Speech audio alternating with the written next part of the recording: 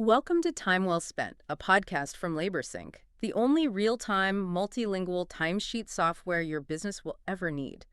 In this Time Well Spent, we're digging into a recent LaborSync blog article, and it's all about this fundamental shift in mindset.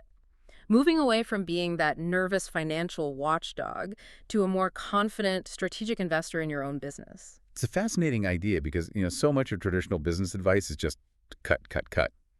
But that's often a scarcity mindset talking. Right. Business owners get obsessed with saving, say, $5 here and there, when the real focus should be on how to generate an extra $50. The secret isn't to stop spending. It's to find what the article calls revenue multipliers. Revenue multipliers. I like that. So it reframes the whole conversation. We need to stop asking, how can I spend less? And start asking, where can I invest for the biggest return? I think the biggest blocker for most people here is the cost of time. They don't value their own time correctly. Exactly. That's a critical point. If a business owner is still manually approving every small receipt or checking every time card for mistakes, that's a massive opportunity cost. That's time you're not spending on strategy or fails. The blog article uses a perfect example.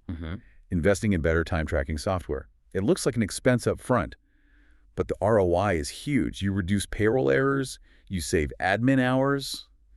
Those are real, quantifiable returns. So the expense actually buys back your time, which you can then put into growth. But then how do you maintain visibility without, falling back into that micromanagement trap?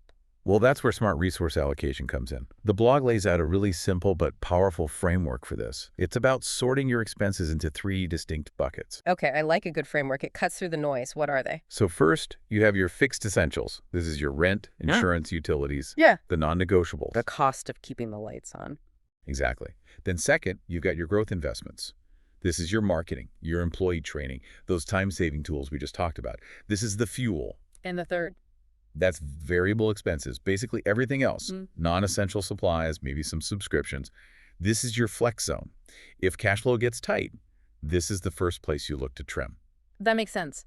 It prevents that panic reaction where people cut the growth investments first because they feel discretionary. When they're actually the most important for the future. So let's say cash is tight.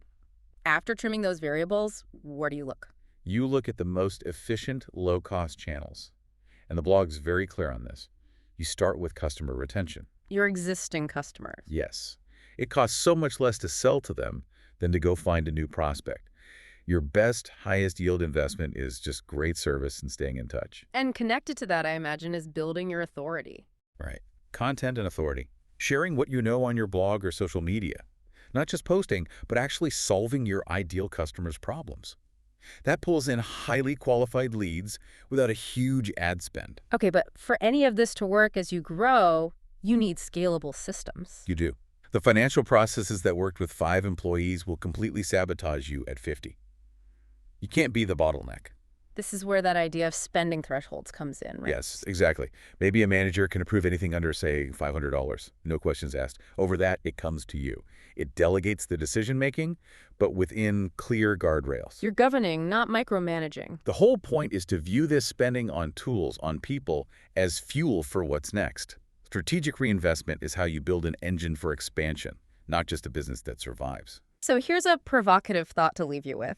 If you start seeing your internal systems, like time tracking, as strategic investments rather than costs, what's the ROI threshold that would justify upgrading every single one of them? This episode of Time Well Spent was brought to you by LaborSync. Track employee hours and job site locations in real time from any device. Start your risk-free trial today at laborsync.com.